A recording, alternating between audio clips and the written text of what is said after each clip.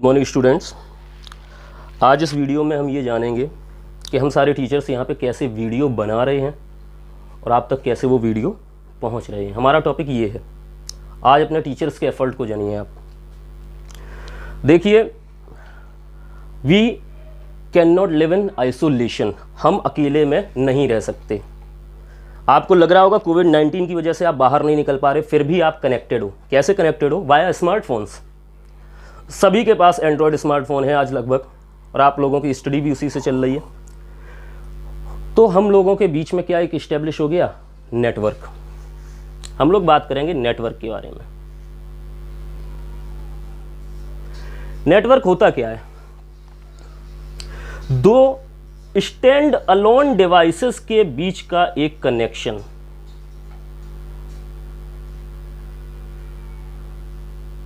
ये हमारी stand alone device 1 है, ये स्टैंड अलोन डिवाइस 2 है। ठीक है, ये एक मुकेश का स्मार्टफोन है या किसी भी बच्चे का स्मार्टफोन मान लेते हैं, और ये किसी दूसरे बच्चे का स्मार्टफोन है। उनके बीच में अगर हम लोग किसी तरीके का नेटवर्क क्रिएट करते हैं, ठीक है, तो वहां पर हम इन स्टैंड अलोन सिस्टम को एक और नेम देंगे नोड। इसकी जरूरत क्या पड़ी? हाँ, इसकी जरूरत क्या पड़ी? स्टैंड अलोन सिस्टम का मतलब है कि ये सिस्टम अपने पास सारी इंफॉर्मेशन नहीं रखता है। इनको नेटवर्क बनाने की जरूरत इसलिए पड़ी क्योंकि ये दोनों एक दूसरे के साथ अपने इंफॉर्मेशन को शेयर करना चाहते हैं। Sharing is the corner stone for network. Network के बनने के पीछे शेयरिंग की ही कहानी है। ये सिस्टम इस सिस्टम को अपना डेटा सेंड करना चाहता है, या सिस्टम इस सिस्टम को अपना डेटा सेंड करना चाहता है। तो बेसिकली यहाँ पे क्या हो रहा है? नेटवर्क का क्रिएशन होता है। नेटवर्क के लिए दो सिस्टम आपस में एक दूसरे के साथ कनेक्टेड है, इन्हें हमने नाम दिया नोड्स। जब ये 10 मीटर की रेंज के बीच में एक दूसरे के साथ शेयरिंग करेंगे तो इन्हें हम लोग नाम देंगे personal area network. Personal area network होता क्या है? आप अपने फ़ोन में अपने घर में अपने स्मार्टफोन को लाइए, उसके हॉटस्पॉट पॉइंट को ऑन कर दीजिए, आपका क्रिएट हो जाएगा पर्सनल एरिया नेटवर्क। क्योंकि इसके एग्जाम्पल होते हैं wifi and Bluetooth. Personal area network की जो रेंज होती है वो 10 मीटर की होती है। उसमें दो सिस्टम कनेक्ट होते हैं, क्योंकि नेटवर्क की पहली ही रिक्वायरमेंट ये है कि उसमें दो सिस्टम्स का होना अनिवार्य है। वाईफाई, ब्लूटूथ इसके एग्जाम्पल हो गए। अगर हम इसकी रेंज को बढ़ाकर 1900 मीटर तक कर दें, ये रेंज एक अप्रॉक्सीमेट रेंज है, कोई भी इसकी स्पेसिफिक रेंज नहीं है। इसमें हमारे दो नेटवर्क सिस्टम्स की रिक्वायरमेंट होगी, एटलीस्ट 2 और at most millions of computer, millions of computer. ठीक है, तो ये हमारा हो जाएगा local area network. Example, computer lab.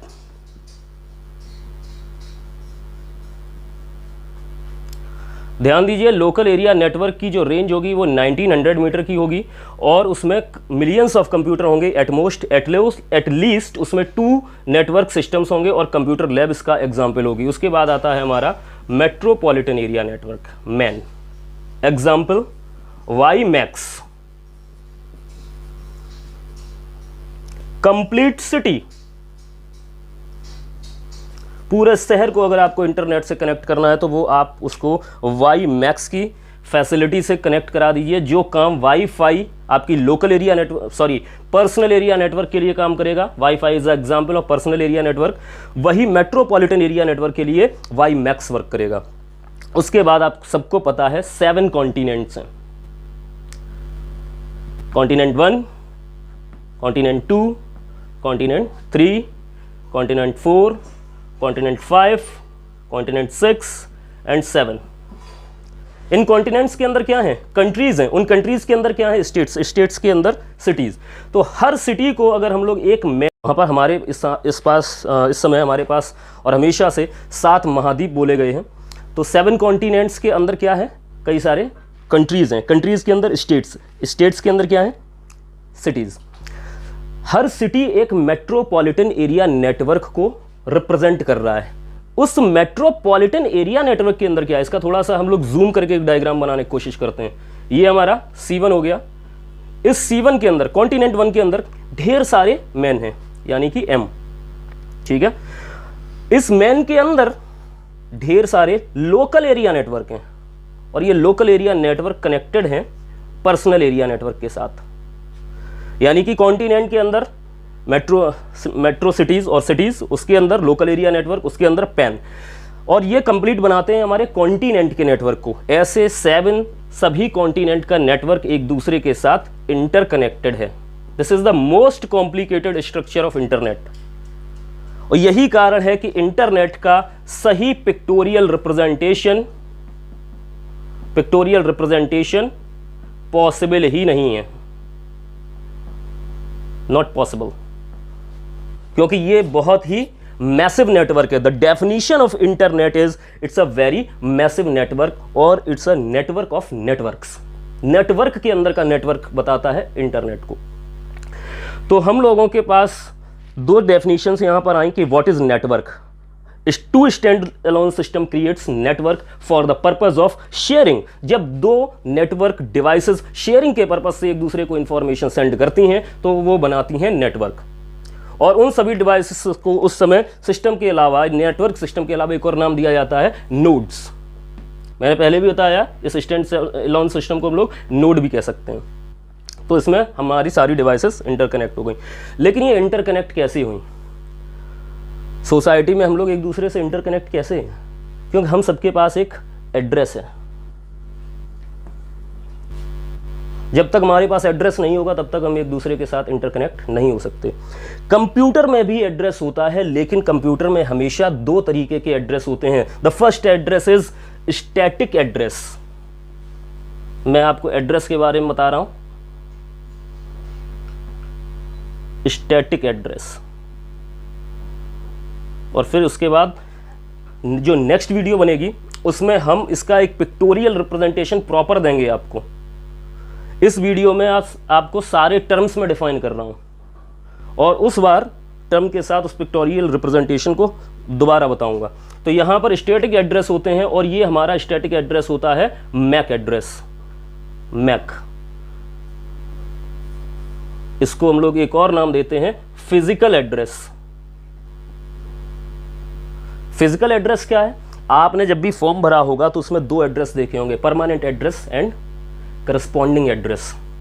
तो वो फिजिकल एड्रेस जो कि आपके खुद को एक घर को रिप्रेजेंट करे, उसे हम लोग स्टैटिक एड्रेस बोलते हैं। खुद का घर मतलब जिस समय आप कंप्यूटर या लैपटॉप को खरीद कर लाते हो तो आपका मैन्युफैक्चरर आपको कंप्यूटर में एक कार्ड लगा कर देता है जिसको बोलते हैं NIC कार्ड।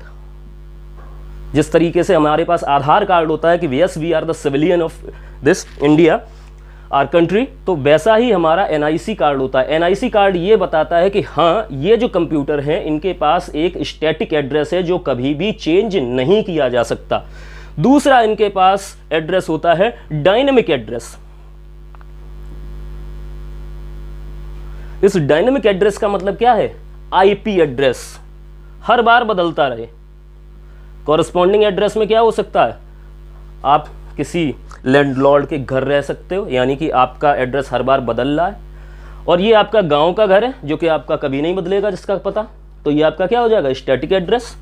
वैसे ही कंप्यूटर के पास 2 एड्रेस होते हैं, static address which represent MAC address और physical address, and the second one is dynamic address which represent IP address. हर बार ये बदल जाता है, इसलिए इसको डायनेमिक बोलते हैं।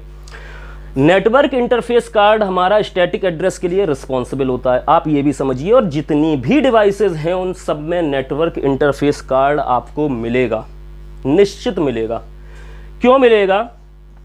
क्योंकि नेटवर्क इंटरफेस कार्ड जो है वो हर डिवाइस को 2 एड्रेस देगा, और 2 एड्रेस की बेटा वजह यहाँ पर आ जाती है कि हम नेटवर्किंग के लिए हमेशा एक टेबल का इस्तेमाल करते हैं। इस टेबल को मैं इसलिए बताना चाहता हूं ताकि आपके दिमाग में ये ना रहे कि एड्रेस के बिहाफ पे किस तरीके से नेटवर्किंग में काम होता है। इस टेबल का नाम होता है static address, MAC address routing table. और राउटिंग टेबल में हर कंप्यूटर के दो एड्रेस होते हैं। The first is static address and the second one is dynamic address.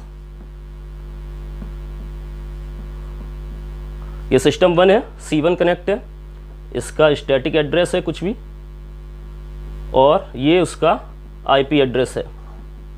उसके बाद हमारा C2, ऐसे ढेर सारे सिस्टम है, उनकी राउटिंग टेबल है। इस राउटिंग टेबल का पर्पस क्या है? सिंपली इसको समझते हैं। Routing table have two component, the one is static address and the second one is dynamic address. अब ये राउटिंग टेबल इसी तरीके से बनती है। उसके बाद में हम ये जानते हैं कि राउटिंग टेबल की रिक्वायरमेंट क्या होती है।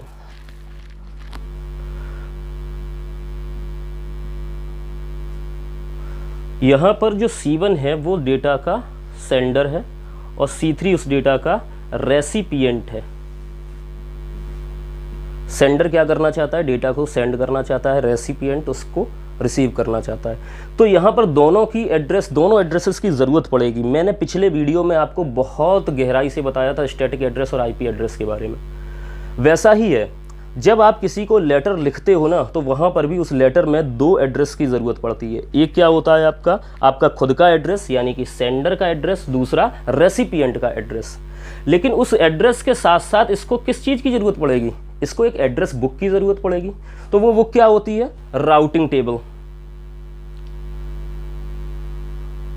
राउटिंग टेबल में क्या होगा? इन तीनों सिस्टम के दोनों एड्रेसेस की इंफॉर्मेशन होगी। C1 को ये पता होगा कि C2 का, C3 का और खुद राउटर का क्या स्टैटिक एड्रेस है, क्या डायनेमिक एड्रेस है। दोनों एड्रेसेस पता होंगे इन तीनों डिवाइसेस के। इसको हर किसी को एक दूसरे डिवाइस के दोनों एड्रेस, सारे एड्रेसेस पता होंगे।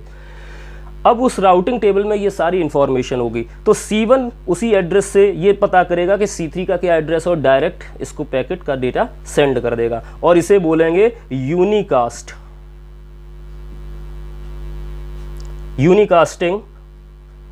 यूनिकास्ट किसी मैसेज को करना, टू यूनिकास्ट अ मैसेज। आपने क्या किया?